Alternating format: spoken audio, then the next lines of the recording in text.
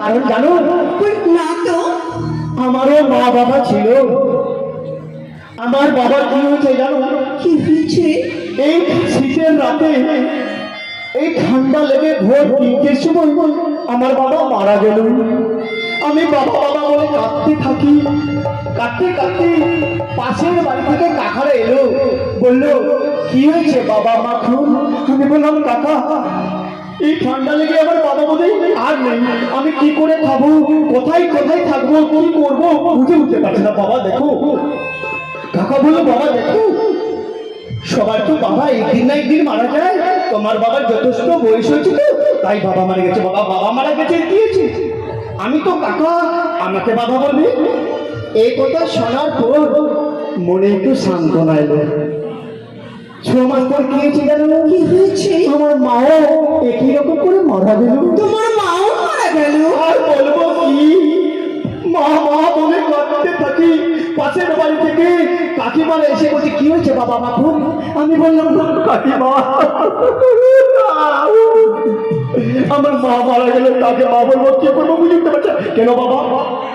সবার মা তো মারা যায়, আমি তো কাকিমা আমার কাছে খাবে দাবে আমাকেই মা বলবে। দিদিমণি কি আর বলবো, এই কথা শোনার পর কঠিন আনন্দ হলো।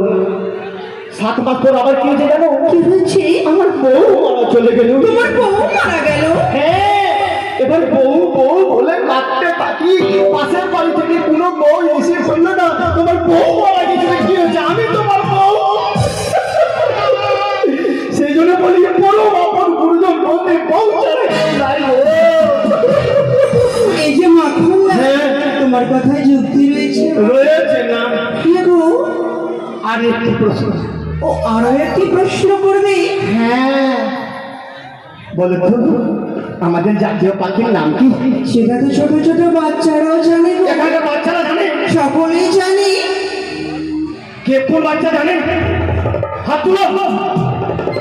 কেউ জানে না আমাদের জাতীয় পাখির নাম, কেউ জানে না। তুমি বলবে না, তুমি তো বাচ্চা। বলো বলো।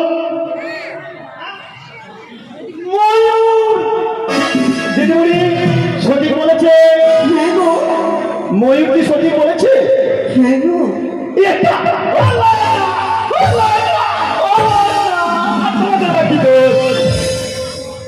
স্কুলের মাস্টার মশাই যা পড়াচ্ছে সেটাই তো পড়ছে নাকি?